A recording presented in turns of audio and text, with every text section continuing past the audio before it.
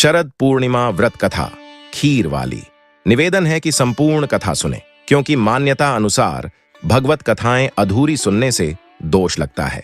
एक बार नारद जी पृथ्वी पर घूमते हुए मनुष्यों को नाना प्रकार की व्याधियों में जकड़ा हुआ देखकर अत्यंत दुखी हुए और विचार करने लगे कि इस पीड़ित मानवता को किस प्रकार दुखों से मुक्ति दिलानी चाहिए। जब हर तरह से विचार करने पर उन्हें कोई युक्ति नहीं सूझी, तो भगवान नारायण हरि का ध्यान करते हुए मुंह से नारायण नारायण का घोष करते हुए क्षीर सागर की ओर प्रस्थान किया। वहां पहुंचकर देखते हैं कि भगवान श्री हरिशेष शैया पर मंद मंद मुस्कुराते हुए शयन कर रहे हैं तथा लक्ष्मी जी उनके पांव दबा रही हैं। यह देख नारद जी ने तुरंत साष्टांग प्रणाम किया और स्तुति करने लगे। हे नारायण, आप हर समय अपने भक्तों की रक्षा व पालन करते हैं। आपकी कृपा के बिना पत्ता भी नहीं हिल सकता। आप ही जगत में उत्पत्ति एवं प्रलय के मूल कारण हैं। आप हर प्रकार से समर्थ हैं। यह सुनकर भगवान श्री हरि ने मुस्कुराते हुए कहा, पधारे देवऋषि, आज बहुत दिनों बाद दर्शन दिए। कहिए, सब कुशल तो है? पृथ्वी पर आपका चक्कर लगता ही रहता है। कुछ वहां के भी हाल सुनाइए। वहां के लोग किस प्रकार अपना समय व्यतीत कर रहे हैं। इतना सुन नारद जी बोले, हे माधव, हे जनार्दन, हे श्रीहरि, हे स्वामी, मृत्यु लोक में मानव बहुत दुख भोग रहा है। उनके कष्टों को देखकर मेरी आत्मा भी रो रही है। हे प्रभु, कोई ऐसा सरल उपाय बताएं जिससे मनुष्य दुखों से छूट सके और उसकी मनोकामनाएं पूर्ण हो सकें। देवऋषि नारद जी के इन पवित्र वचनों को सुनकर भगवान श्री हरि बोले, हे नारद जी, आप धन्य हैं जो आप दूसरों के उपकार के लिए ही विचार करते हैं। इसलिए आज मैं आपको एक पवित्र व्रत कथा सुनाता हूं। यह शरद पूर्णिमा व्रत कथा है, जिसके करने से स्त्रियों की हर प्रकार की मनोकामनाएं पूर्ण होंगी और अंत में वे मेरे लोक की प्राप्ति करेंगी। इसमें कोई संदेह नहीं है। यह कथा पहले सूर्य ने एक ब्राह्मणी से कही थी। ध्यान से सुनो और सुख, वैभव तथा संतति सुख को प्राप्त करो। प्राचीन काल में एक ब्राह्मण की पत्नी शरद पूर्णिमा का व्रत विधि विधान से खीर बनाकर किया करती थी। वह उस दिन 5 सेर दूध की खीर बनाती, उसमें किशमिश, बादाम आदि डालकर सुंदर खीर तैयार करती और भगवान श्रीहरि को भोग लगाती। इसके बाद वह पड़ोसियों और रिश्तेदारों में खीर का प्रसाद बांटती तथा रात्रि में चंद्रमा की रोशनी में भगवान को घी खांड का भोग लगाती। वह भगवान की मूर्ति का भव्य श्रृंगार करती, श्वेत वस्त्र, मुकुट और श्वेत हार पहनाकर चंद्रमा की धवल रोशनी में उन्हें विराजमान करती, कीर्तन भजन करती और ठाकुर जी के साथ प्रेम पूर्वक लाड़ लड़ाती। व्रत के प्रभाव से उसके खीर और घी खांड के पात्र सोने के हो जाते थे। जब यह बात साहूकार की पत्नी को पता चली तो उसे बहुत पीड़ा और जलन हुई। उसने सोचा, इसके तो बर्तन सोने के हो जाते हैं। उसने रात में साहूकार से कहा, ब्राह्मणी के यहां सोने के बर्तन हैं, इन्हें चुरा लेना चाहिए। तो साहूकार ने पीतल के बर्तन रखवाकर सोने के बर्तन चुरा लिए।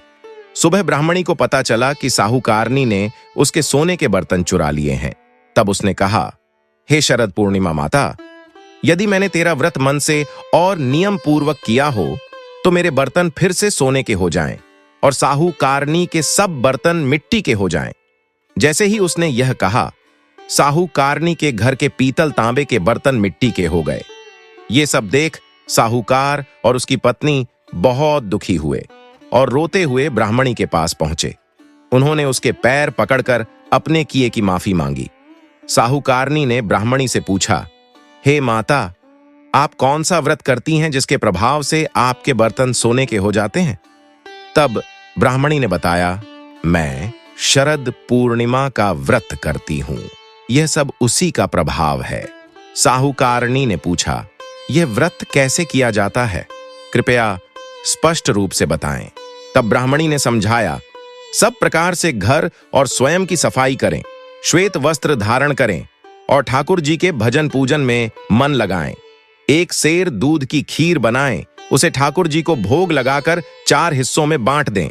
1 हिस्सा ब्राह्मण को, दूसरा पड़ोसी के बालक को, तीसरा गाय को और चौथा स्वयं सेवन करें। चौकी पर एक लोटा जल भरकर रखें, एक दीपक जलाएं और रोली से स्वास्तिक बनाएं।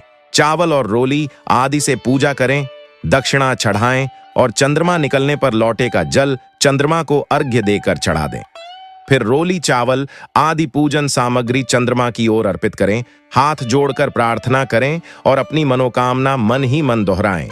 इसके बाद अपने हिस्से की खीर का सेवन करें। इस विधान को सुनकर साहूकारणी बहुत प्रसन्न हुई और उसने तुरंत इस व्रत को शुरू कर दिया। इस व्रत के करते रहने से उसे 2 कन्याओं का जन्म हुआ। उसने बड़ी पुत्री का नाम सुमित्रा और छोटी का नाम सुनीता रखा। दोनों बालपन से ही धार्मिक कार्यों में रुचि रखती थीं और शरद पूर्णिमा का व्रत रखती थी, लेकिन दोनों के व्रत में अंतर था। सुमित्रा विधि विधान से व्रत करती थी, जबकि सुनीता व्रत करते करते बीच में छोड़ देती थी।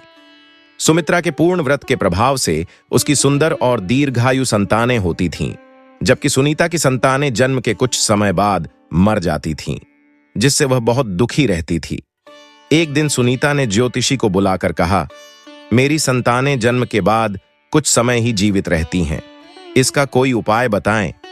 ज्योतिषी ने कहा, तुम शरद पूर्णिमा का व्रत अधूरा करती हो, इसलिए तुम्हारी संतानें मृत्यु को प्राप्त होती हैं। अपनी बड़ी बहन सुमित्रा को बुलाओ, उसके स्पर्श से तुम्हारी संतान जीवित हो सकती है। सुनीता यह बात भूल गई। जब अगली शरद पूर्णिमा आई तो उसने फिर अधूरा व्रत किया और उसका पुत्र मर गया।